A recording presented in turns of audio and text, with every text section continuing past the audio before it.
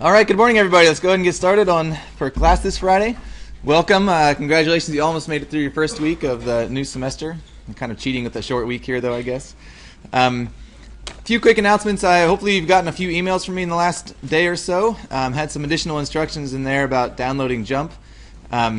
And also just a quick note, I realized after I sent that first email that if you clicked on the link and it took you to a page that said this link does not exist or something, which maybe you've seen that, there was an extra comma that got included in the URL. So just go up to the navigate bar, erase that comma, and press enter, and you should be off to the races.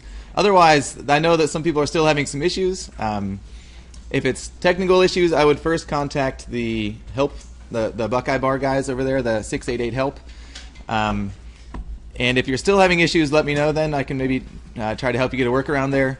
Good news is, I guess you won't really need to be using JMP for about a week or a week and a half at least. So no huge rush, or you won't need to be turning in a homework assignment, I guess, to use JMP for a little while. So we should be good to go there. And I did also post on Carmen. I don't know, were you guys able to see that, the pre-lecture incomplete notes? Did those show up in Carmen? Okay. So you're welcome to print those out, bring those as a guide for you to kind of go through notes. So you don't have to write everything down, just kind of filling in the blanks is kind of how I like to do my lectures here. So I put a few of the chapters up there. I'll put more up as we get further along into the term. Any questions before we get going this morning? Everything going okay, other than maybe some issues with JMP? Okay, great. Well, I think all of you guys have had a recitation section now. Is that correct? You guys all had that yesterday? So you got a little bit of a head start on what we're going to be talking about today. But before I sort of jump into Chapter 1 material, I want to just ask you guys a question, sort of, if any of you have comments or feedback on what you're hoping to get from this class, for your own studies or for just general knowledge. Does anybody have any goals or what they're hoping to get from the class here, the statistics class that you're now enrolled in? None.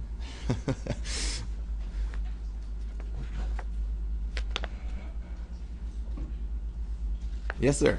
I want to pass. You want to pass? Absolutely. I guess we all want to do that, right? So that's good. First goal is definitely want to have a successful course. Exactly.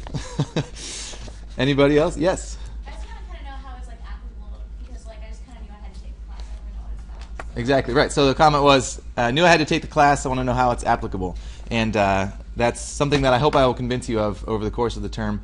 I do hope to. So as we get into later chapters, the first few chapters are fairly introductory here, and we get into some of the later chapters and doing examples. I would love to do examples from specific areas that you guys are maybe working in. I know we had some health science programs in here and some other things. If we can do examples in those areas, that'd be great. So I'll be coming back to you guys for some ideas, maybe if you have examples you'd like to work through. That's good. Anybody else? Did I see another hand going up?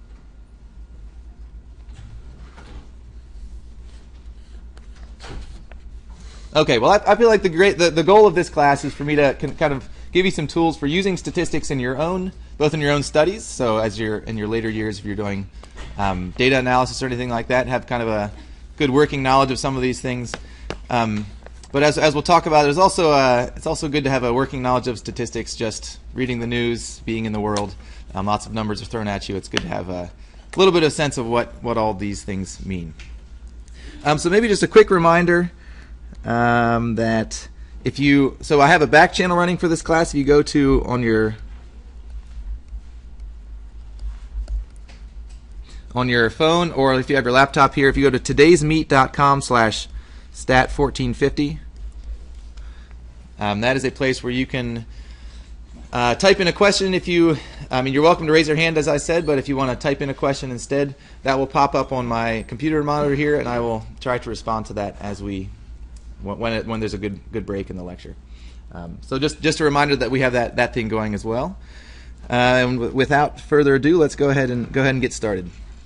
So I mentioned this a little bit on Wednesday, just to say that this is not a math class. So we will use math as a tool in this class, But statistics is about much more than just numbers and doing calculations. It's about critical thinking. So here's some examples, kind of what was just mentioned actually. Things we can use statistics for are things like learning to question the statistics that are presented to you, maybe in the media, or if you're doing a project or something like that, or reading an article. Using statistics in your own research, absolutely, and of course, we don't want to just blindly accept things that we see. Kind of asking questions and hoping to understand where the information comes from, what it means, especially is kind of the goal of what statistics is all about. So again, this is a little repeat from Wednesday as well. What we're going to do in this course is learn the process of statistics, and I'll probably say this many times. You'll get tired of me saying it, but statistics is about a process. So it's not just doing calculations and kind of spitting out an answer. We want to, as the methods that we talk about are not always appropriate, so we need to figure out when we can use them. We actually need to do the calculations, and then the most important thing is being able to communicate the results that you get kind of in context. So doing calculations, getting a number. Well, what does that number mean? And that's kind of the big part of statistics. So a lot of your homework problems, your exam questions will be asking you to do interpretations more than just, or in addition to some calculations. So the communication part is a big thing. So I thought I would just throw up some quotations up here. Obviously, I'm sure you guys are familiar with a lot of the stigma that's out there attached to statistics. There's a lot of mystery, I think, involving a lot of the statistical methods. So you have quotes like, torture numbers and they'll confess to anything. And that last one I think is kind of funny. Statistics are used as a drunken man uses lampposts for support rather than for illumination. So there's a lot of negative thoughts out there about statistics. And that kind of goes back to the thing on the previous slide is making sure the methods are appropriate before we just kind of blindly apply them. And sort of the interpretation thing is another, being very clear about what we're doing. So another goal of this class that I have for you guys is kind of knowing the questions to ask when you see statistics presented to you. Is this reasonable? Is this legitimate? Does this seem like something that should have been done? To kind of hopefully counteract some of these negative ideas that are out there about what we'll be doing in this class. So again, the discipline of statistics is defined by the authors in your textbook as the quote science of data. So what is data? Maybe that's a word you're familiar with. Data are numbers or information with a context, and so it's important to understand the context to make sense of the information that you're given. And we'll get into a little bit more about what this means here. But again, just the idea that the data the numbers we're going to be working with, being data, they have a context, and it's very important to understand what that context is as we're working with them. Oh, excellent! Someone has responded to me on the back channel. They're happy that it's Friday. I think we all are. No questions yet. Maybe we'll see that. So this is maybe getting into some overlap from what you saw from your recitation section yesterday. So the data that we collect, we're more formally we'll call these variables, and that's just the information that we want to collect from people. So anybody have some good ideas of what an individual might be in this case?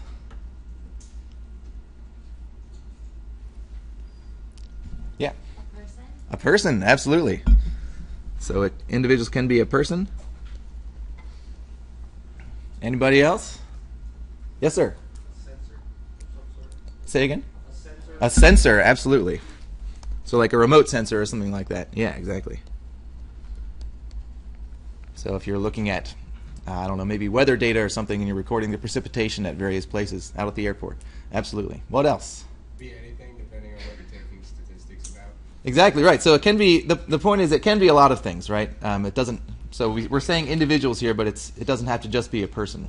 So kind of whatever we're interested in studying, absolutely. So you have a specific thing in mind? Automobiles.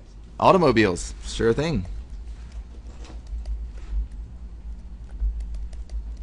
Maybe we're interested in the miles per gallon of cars and kind of doing some tests to see what that is. Who else? Let's get maybe one more.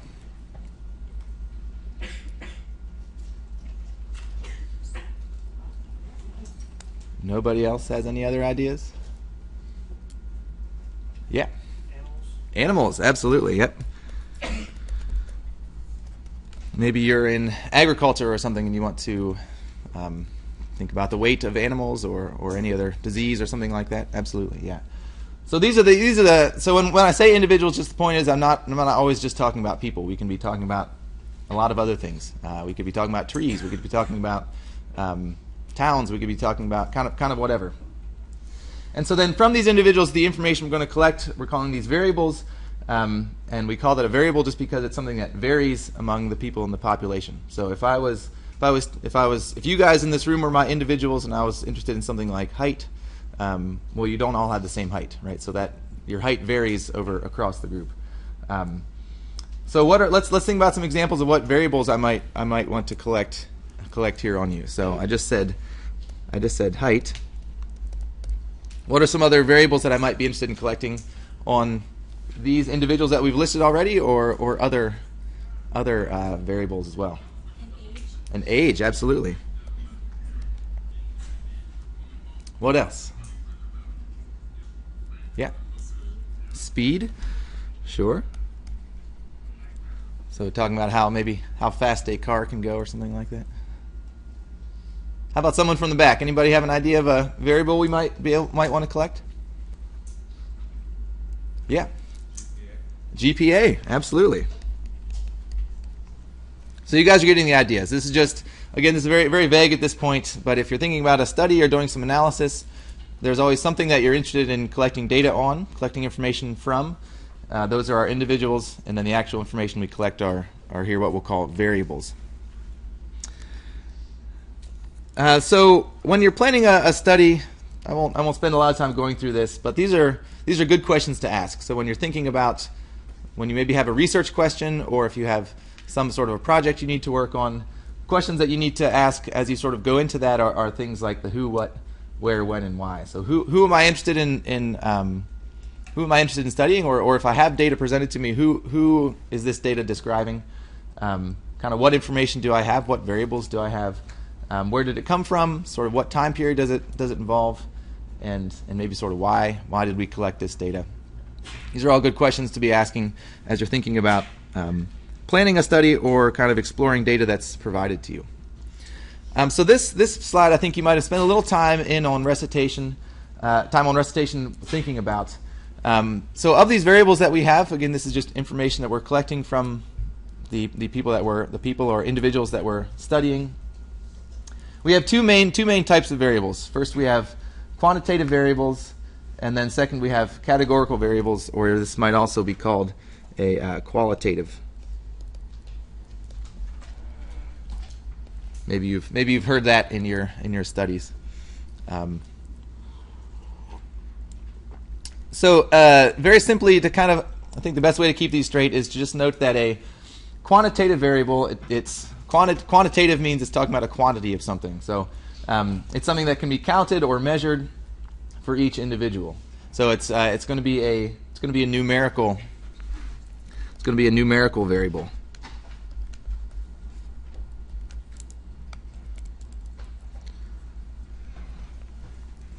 Whereas on the other hand, a categorical variable will be, again, something that can be placed in a category. So we're talking about talking about groups. So not always or usually not a number anyway. So can you guys give me some examples of quantitative variables, so numerical variables, kind of same things we were talking about before, but now only thinking about quantitative. Yeah. GPA, absolutely, yeah. So again, that's something that's measured and can be, and this corresponds to a number. Yeah. Test scores, absolutely. What else? Age, height, yep, absolutely.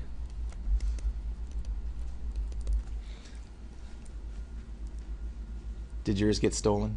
Well, I was to say weight. Okay, weight, that's good too.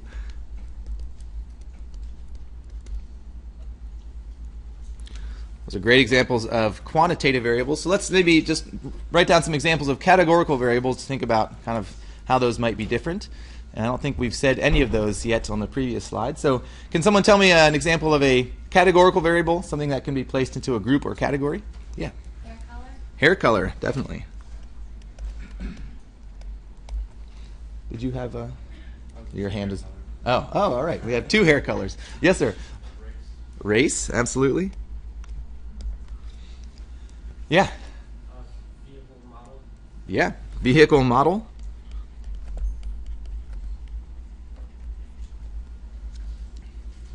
Stealing some ideas from recitation there. Any others you guys can think of? Yeah. Which school you go to? Yeah. Which school you go to?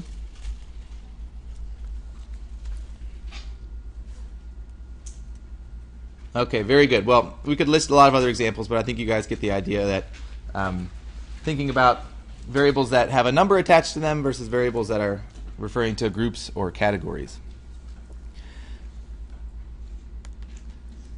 And again, just to kind of think about when you're looking at a data set, you have a lot of information thinking about what is a variable, categorical or quantitative.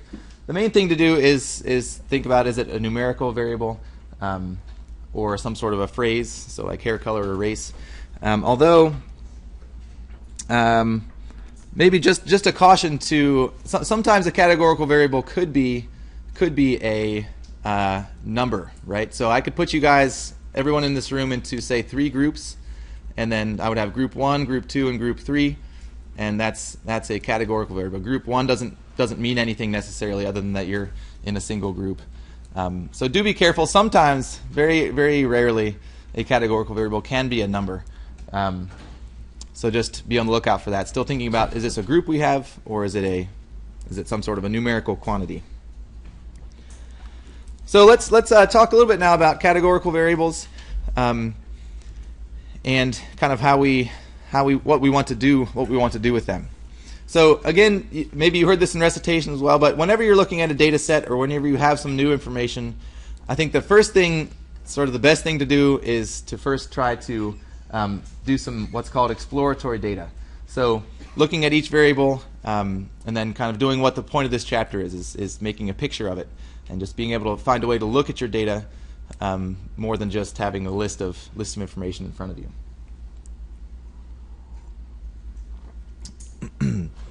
And so we want to examine each variable by itself and then begin with a graph, or maybe more than one graph. The next step there, then adding numerical summaries, that's something we'll talk about in chapter 2. And again, those are things you're probably familiar with, things like the mean and the median. Some numerical summaries can be helpful there as well.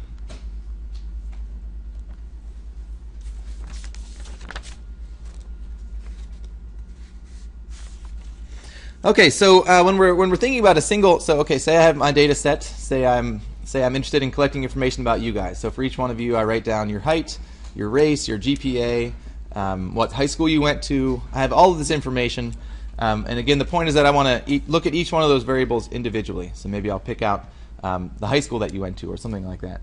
I want to investigate each variable and try to display it and think about what its distribution is.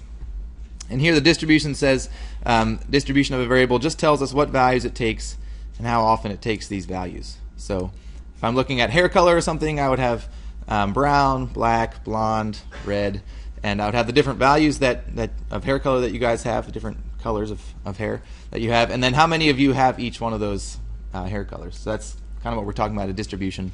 And we'll look at an example here in a minute. And so here, we'll start off with categorical variables. And then we'll talk about some quantitative variables. So first example here, you guys have this in your notes. The website there is referenced if you'd like to take a closer look at any of this information. But we're going to start out with an example from the Center for Disease Control and a particular survey that they administered. So it's the world's largest ongoing telephone health survey, and it tracks health conditions and risk behaviors in the United States and has been doing so for about 30 years. So the question that we're interested in here, or what we're going to look at, one of the questions here was, in 2010, was how is your general health? And then we have some information from folks in Ohio here. So the information that we have, this is the information that we have. We've contacted our 9,775 people. We've asked each of them the question, how is your general health? And here are the responses that we have. So 1,540 of them said excellent, 3,082 said very good, and so on down the list. And we've also given the percentages. So 1,540 is about 15.8%, and so on. And just if you're looking at an example like this and you're writing out what the percents are and you don't get it to add up to 100, maybe you have some round off error. So don't worry if it doesn't add up exactly to 100. It should be close. So this is great. This is a nice way to kind of quickly look at this data and kind of what it represents. But then we want to kind of think about how can we visualize this data to maybe get a faster way of kind of getting a snapshot of what this data looks like. And just to note that, so this is a categorical variable, right? We have different groups that we're talking about here. We have these 5 responses that you could give to this question. It clearly wasn't an open-ended question. It was a multiple choice question. And so because it's categorical, we could put this in any order, right? So there is sort of a natural order going from excellent down to poor, but otherwise the categories there's no relative scale that they're on or something like that. They're not numbered. We could put them in any order we want, and it would still make sense to you. You'd still be able to pick out the important information. And so that's just sort of a feature of categorical variables. So as we're thinking about how we want to display this information, sort of 2 of the most common ways of looking at categorical variables here are bar graphs and pie charts. Again, I think these are things you've probably seen before. So let's go ahead and just take a look at what these things are. So on the left side of the screen there, I have a bar graph, obviously, and a pie chart over here on the right.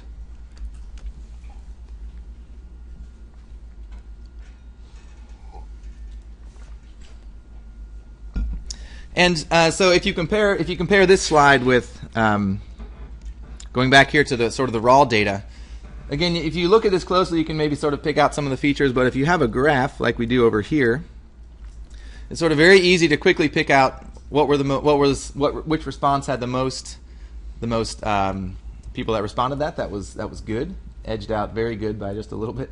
And you can kind of see some of the features that maybe are not immediately obvious just by looking at the numbers.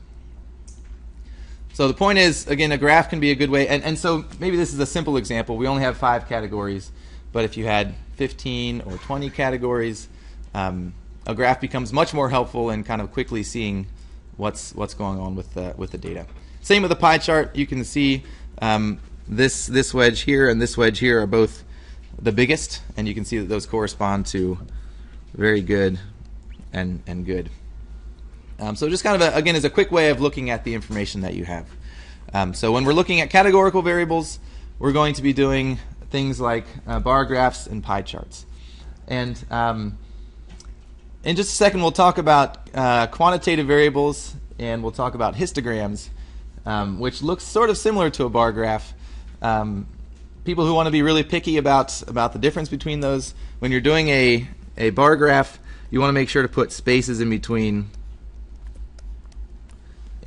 the categories. So a histogram might have spaces between the columns, but that corresponds to a gap in the data, right? So I'll show you an example of that in a little bit. But if you want to be picky about doing bar graphs, make sure that you have a space between those categories. Again, that's just because we could put these in any order that we want, and it would still make sense. So spaces here are important. Any questions about categorical variables or how to display them or anything like that?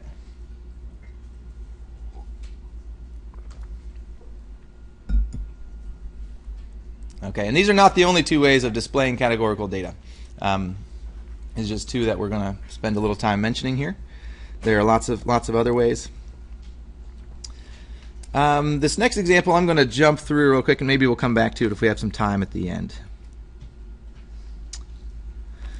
So let's talk a little bit about quantitative variables. Again, quantitative variables refers to something with a quantity, so it's a numerical variable. And sort of the go-to way for displaying a numerical variable, quantitative variable, is a histogram. And if you want to see some directions for doing a histogram by hand, you can check out your textbook there. One of my other goals for this class is helping you get exposed to a little some statistical analysis software, and so whenever we can use technology in this class, we're going to do it. So I'm not gonna ask you to draw a histogram or a pie chart. If you want to, by all means, go for it. But this is not an art class, so we're not gonna test your drawing skills there. So we'll use technology to make histograms is the point. And when you're doing a histogram, you can either list the counts, so sort of like a bar graph in that sense, or the relative frequencies of the distribution. I'll show you what I mean by that. And so this is something that we'll spend a little time doing. You'll see this over and over actually again in the next couple weeks here. Again, remember that when we look at each variable individually, we look at its distribution. So we're looking at the values that it takes and how often it takes those values. And so when we're talking about a quantitative variable, we want to be able to describe that distribution. We want to describe some features of the distribution, sort of a summary of what the distribution of a variable looks like. So there'll be 4 things that we want to talk about. These are 4 things, so make sure we're always talking about 4 things here. We're going to be talking about the shape, the center, the spread, and are there any outliers or unusual features. And so here in Chapter 1, we'll sort of do this in sort of ad hoc and sort of subjective terms. When we get to Chapter 2, we'll have some more concrete ways of talking about how to answer some of these questions. But in any case, sort of for now, when we're talking about the shape, that just means what does the histogram look like? Is it sort of symmetric? Is there sort of a point at which you could reflect it back upon itself? Is it skewed? Is a lot more of the information off to one end than the other? How many modes does the distribution have? So when I say mode, I mean how many peaks does it have? So how many sort of high points does the graph have? So we'll want to answer questions like, is it symmetric or skewed, and how many modes does it have? Talking about the center, you can this is again going to be sort of very, very subjective at this point, but sort of saying where does most of the data center around? Where is most of the data sitting? Talking about spread, we can think about what range of numbers the graph covers. And then are there any outliers or unusual features that we have is kind of just a good check to do to make sure we don't have anything really weird going on with our distribution.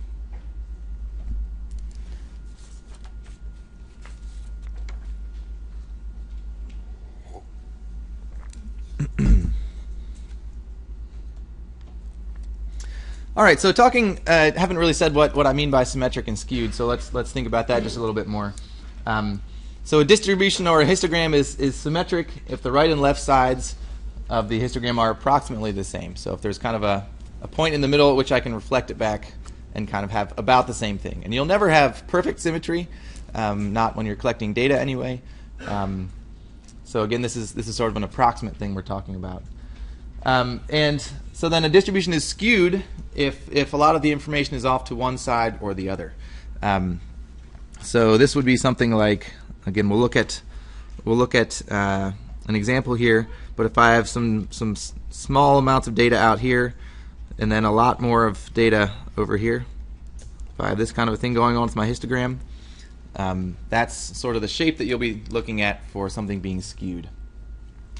Skewed to the right just means if the right side of the histogram contains or it kind of extends much further than the left. Skewed to the left if the left side kind of extends out further than the right. So I have a little way to help you remember that that I will show you in just a second when we're looking at this first example.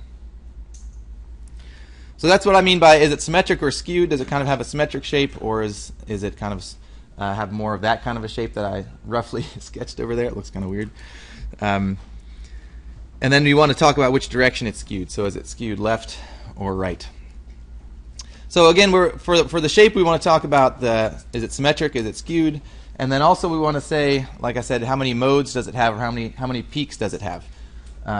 So if there's just a single peak in the histogram, we're going to call that unimodal. If there's two sort of high points in the histogram, we're going to call that bimodal. And in the rare case where there's 3, 4, 5, or however many other high points, which is much less common, we're just going to throw all those into one bin and call those multimodal. So that's probably, I'm not sure that's something that we'll ever really see in this class, but it is possible, I guess. So again, so when we're talking about how many modes does it have, we're going to say it's unimodal if there's sort of a single peaked area, and we're going to say it's bimodal if there's sort of two, and then we can, if there's more, we can worry about that as well. Okay, so enough talking about what all these definitions are. Let's actually look at an example. So again, in your notes, I've listed a website there. This is a histogram for the 50 highest grossing films in 2011. And if you want to go look at that some more, you're welcome to do that. Down here on the bottom, we have, it's not labeled, I guess. This is the film gross, and I think this is in millions of dollars.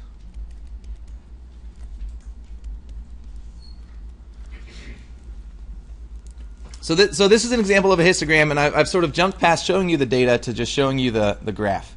So let's think about a little bit what we have here. So let's take this first bar here. Let's take this guy right here, and if we trace it over, it looks like that's about 20. So what that bar represents is that there are about so when we're talking about this range here from 50 to 100, that just means 20 of these 50 movies fall within the $50 million to $100 million range. So this represents 20 movies, and those movies, again, their gross earnings falls between 50 and 100 million. So we don't have the individual numbers there. We don't know exactly what they grossed. We could go back and look at our data if we were interested in that. But that's kind of what we have going on here. Let's maybe take the second bar here, and if we that's maybe a 15. So in here, this represents 15.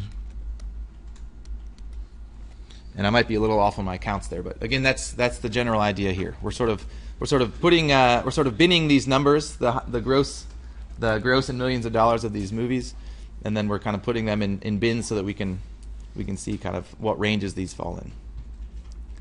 Any questions on what this histogram means or what it represents? Yeah. In this case, would the movies that are more toward the end also include the movies in the beginning as well?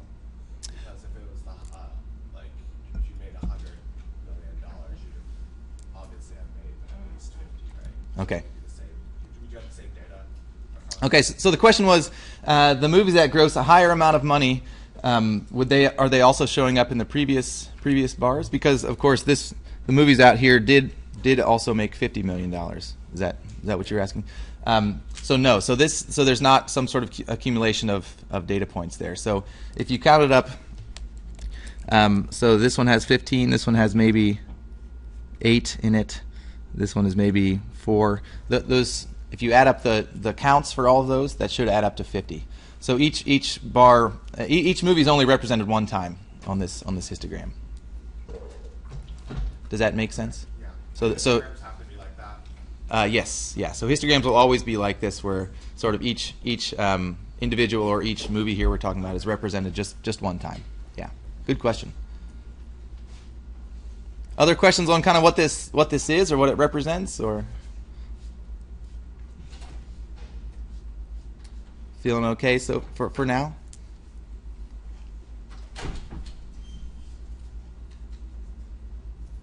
Okay.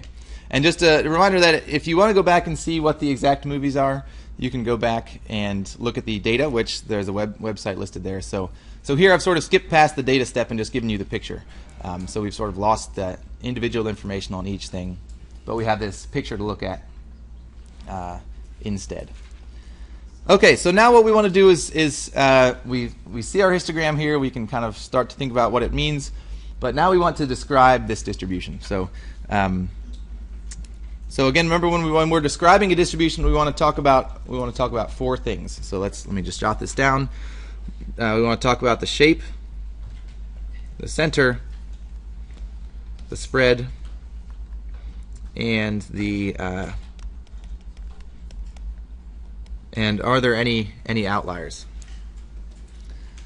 So let me erase some of these lines here so we can have a little bit clearer picture. So I think the most helpful thing, if I'm doing this problem, the first thing that I'll do when I'm looking at a histogram is sort of try to draw a smooth curve that sort of looks like the histogram, to kind of give me a sense. Because again, when we're talking about when we're describing the distribution, we want to sort of look at the trends or talk about sort of what are the general features of this data.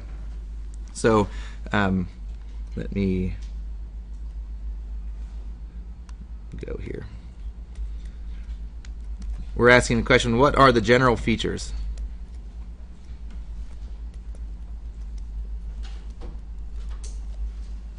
That's what we mean when we're saying describe the distribution. So again, what I think is helpful is to draw sort of a smooth curve to connect the histogram and kind of give you a better sense of what its general shape is. So you can do something like this. That's really bad. I'm going to do that again. So again, that's just kind of helping me see what sort of the general shape of the histogram is. So if I draw a smooth curve there, I can see a little bit more what I'm talking about. Okay, so now it's time for you guys to weigh in here. So we're talking about the shape. Remember, we want to talk about is it symmetric or skewed, and then how many modes do we have? How many peaks do we have? So maybe let's start with the easy one. Is this how many peaks do you guys see in this graph? 1. Everybody says 1, exactly. So here's kind of my one peak. So this is going to be unimodal, because we have just one peak. So maybe a little bit more tricky. Yeah. Would it be like skewed to the right? Right. Okay. So next question was, is it symmetric or skewed? So good way to jump ahead. So it's definitely not symmetric, right? There's no sort of reflection point around here. So it is skewed. And then why did you say skewed to the right? Because it goes down. Goes down and off to the right? Yeah. Okay. So exactly. So if you look back at your definition, that's what you'll see. I think the sort of I honestly can never remember which is which. So does skewed to the right mean that more information is to the right, or that it tails off to the right? So my way of remembering this is, if you imagine a little guy up here on skis. He's wearing skis up here. He's really happy because he's skiing. He's really tall, yeah. He's got kind of lanky. Anyway, you can imagine that that's a real skier. But anyway, so whichever direction this guy wants to ski down is the direction that it's skewed. So he probably doesn't want to go he doesn't want to go this way, because maybe he'll hurt himself that way. So we don't want to go that way. So he wants to ski down here. Whoa. He wants to ski down here to the right. So he's skiing down to the right. That means it's skewed to the right. If he was skiing the other direction, that would be skewed to the left. So that's a little memory trick I stole from a TA that I was working with a couple years ago. But so it's skewed to the right.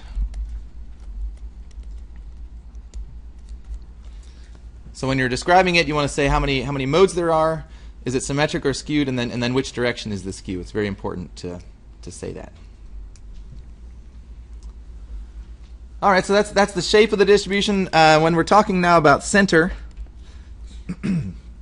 excuse me. Again, now we kind of want to say, if you were telling somebody what's an average movie gross, or where is sort of a typical movie gross? Where's sort of the middle of the data? And again, for now, this is going to be very subjective. There's not going to be one correct answer. We're just going to kind of give about where is most of the data hanging out. So does anybody have a thought for that? What's sort of the center of this distribution?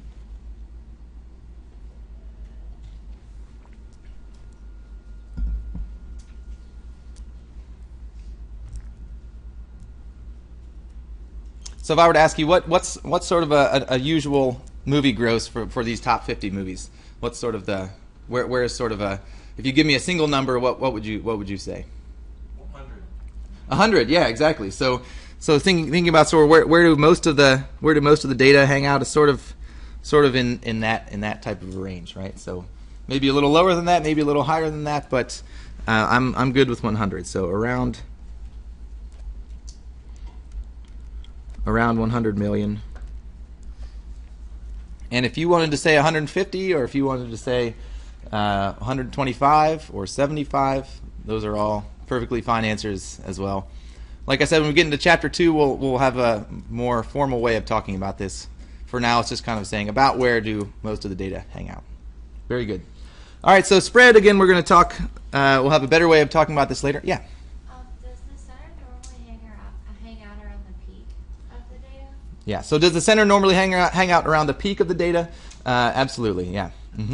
And you can also think of the center as sort of, if I think about this distribution as sort of a solid shape, where would its balancing point be?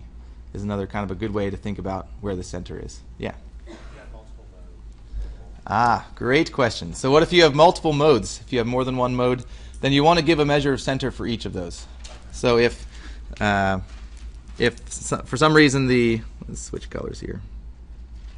For some reason this graph came back up over here or something, then I would also want to list kind of a 350 in there as well. Yeah. So you have a measure of center, exactly, measure of center for each mode that you have to talk about. And then with the skewed situation, if you had like a outlier that was like, so between say like 350 or 300 to 350, you have like 40 of them. Would it still be skewed to the right, or would it? That's a good question. So what if we had a big column right in here, right? Is that what you're asking? Yeah. What if we had something? The data continued on for like another couple sets. But the data continued on, right? That would be really weird. That would probably be a bimodal situation, since you have kind of two peaks going on there. You know what makes an outlier? Right. So the important thing is to think about, like, what is this? Is this information correct? Was there a typo in the data? Was there something going on there? That would be harder to answer. Yeah, but not saying that you won't see that. But it's just a little falls less into one of these categories that we're mentioning if you have something like that going on. Yeah. Okay, so spread, again, we're just going to talk about sort of what is the range of the data at this point. So if someone was asking you about this information, you would say that the movie grosses, it ranges from kind of pick out the lower number all the way up to the highest number. So it ranges from $50 to $400 million. It's kind of what we'll say now, sort of the lower endpoint and the upper endpoint. And then the last one is more of a question. Do we have any outliers, or are there any unusual features to this data? What do you guys think? Is there anything weird aside from all my pictures drawn here? Is there anything weird about this data? Yeah. Okay, right. So notice that we do have a gap going on here. And so what does that make you think? It's just strange, right? So that means that maybe these movies out here are different in some way, right? Yeah. So you might pick those out as being unusual features. I will say oftentimes when you're picking out an outlier on a histogram, it will correspond to some sort of a space in between. So like you have some of your data, you have a space, and then you have some more data, and those points often could be outliers. So we would sort of flag these two as possible outliers. So there are two possible outliers.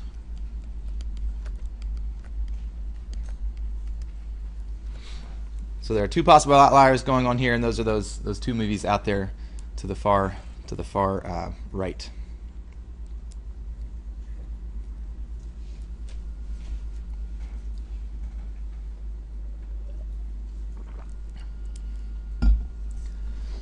All right, so again, wanting to be good communicators in this class, writing out a list like this is fine, but let's go ahead and put this into sentence form so we can have a little bit better explanation here. So what we'll say is that the distribution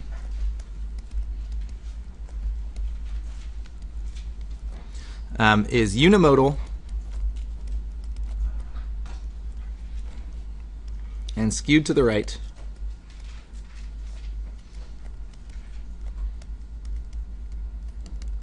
So sort of just summarizing what we just said on the previous page, previous slide.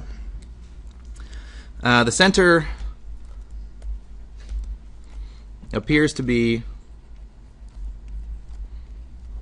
around 100 million.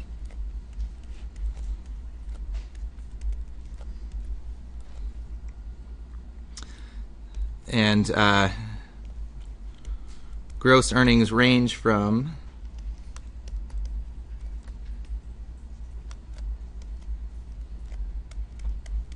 $50 to $400 million. And then we can also say there are two possible outliers.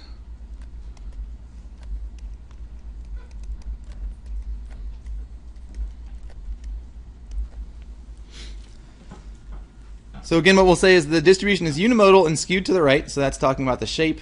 We can say the center appears to be around 100 million, and also gross earnings range from about 50 to 400 million. Then we have these two possible outliers. So just kind of a writing out in sentence form is the way to go for these, rather than just giving bulleted lists. So maybe just for interest's sake, if anyone, so this is again, this is 2011. Does anyone remember what those two crazily high grossing movies are?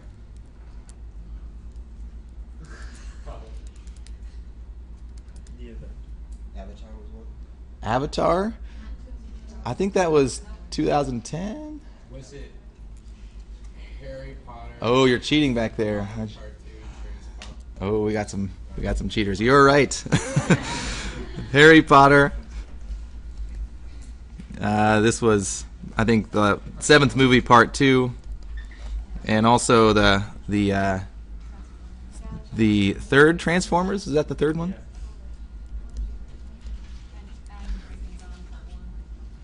Okay. Was Avatar in 2010? Is that 2009? Wow. Okay.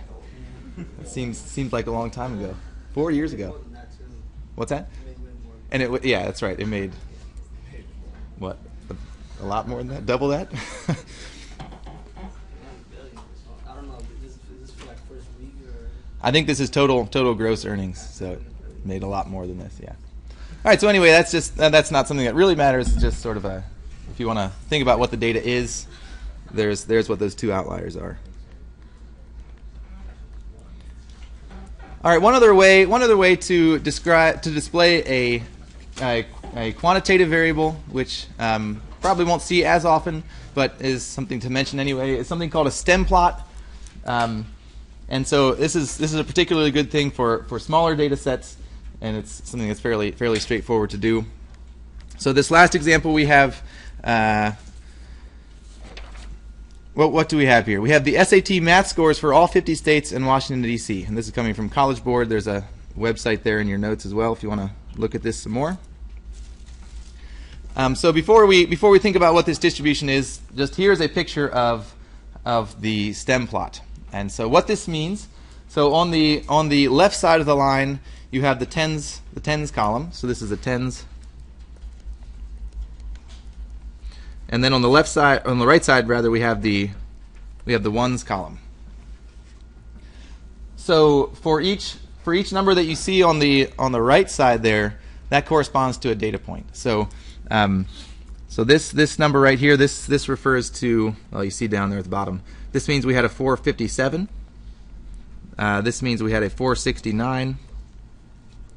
And when you get down to something with more than one number there, that means that we had a 487 and a 489, and so on down through there. So each number in the ones column, that corresponds to a data point. So down here where there's nothing listed, that means there was no information between 580 and 589. Have you guys seen stem plots before? Does this look at all familiar? This is new for some of you.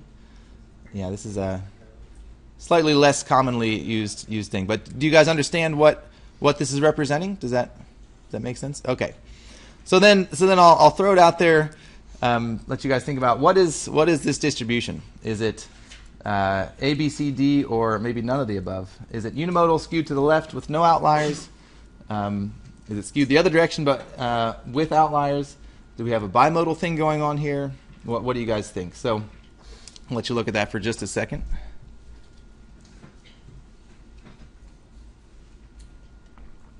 I'm going to do a poll. Yeah. What did you say it meant when there was like a blank space? So that just means that there's no information in the.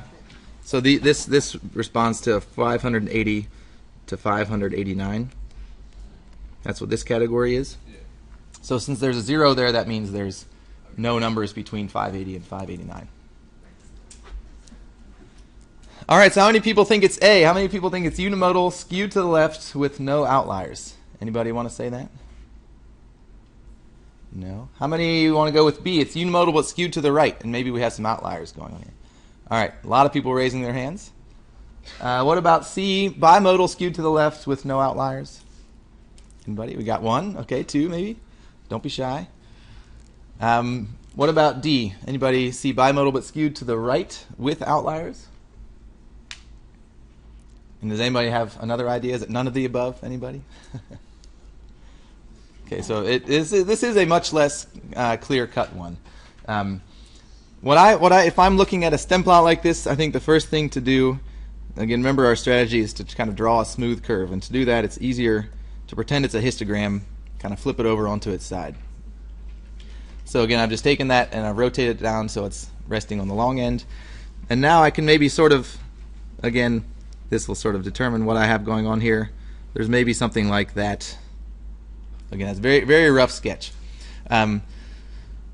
So I've sort of indicated 2 peaks there, but unimodal, bimodal, not sure. But we can kind of say, if you go to the highest peak and put a skier up here,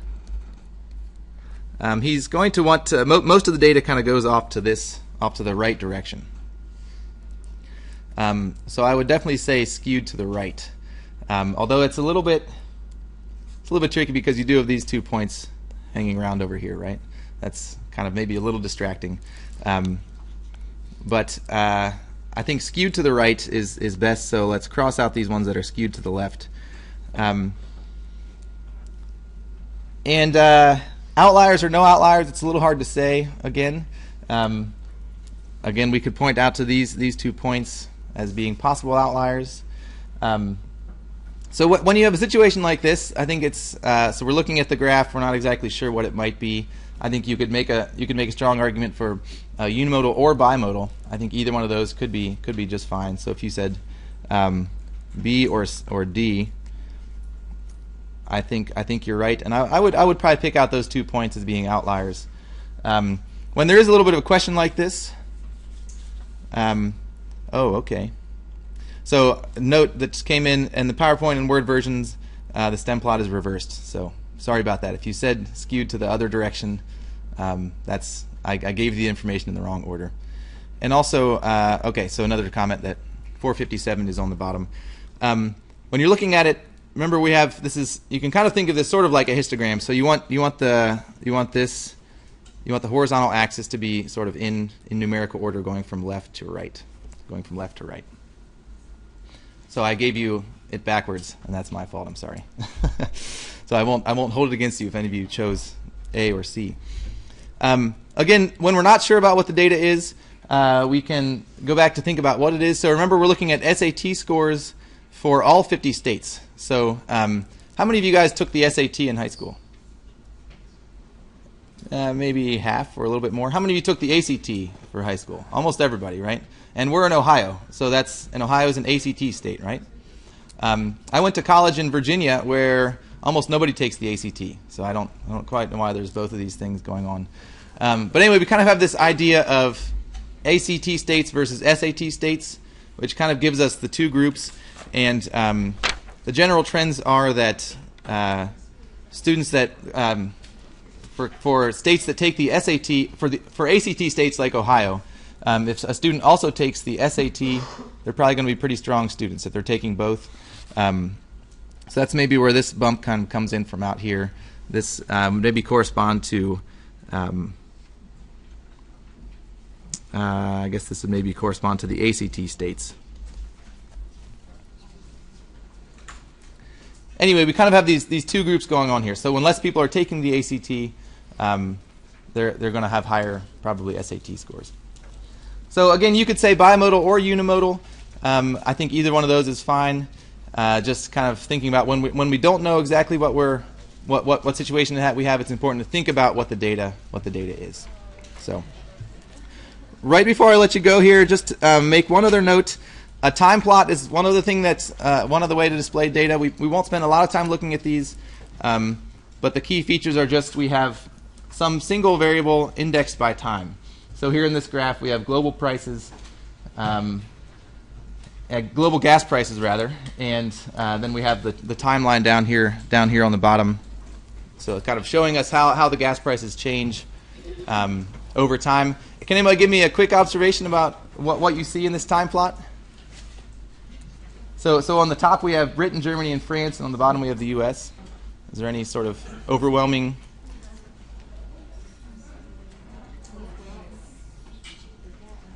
So the U.S. has cheaper gas, yeah?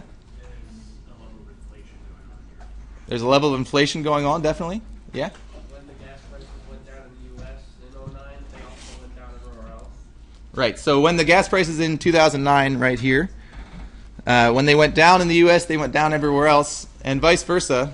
When they go up in the U.S., they go up everywhere else. So again, just sort of noting that we have sort of a common trend. It's just kind of shifted up for the other countries. We have a lower gas prices. So when you're looking at something like a time plot, that's the type of observation you'd want to make. Sorry I've kept you over 1 minute. You guys are out of here. Have a great weekend, and we'll see you on Wednesday.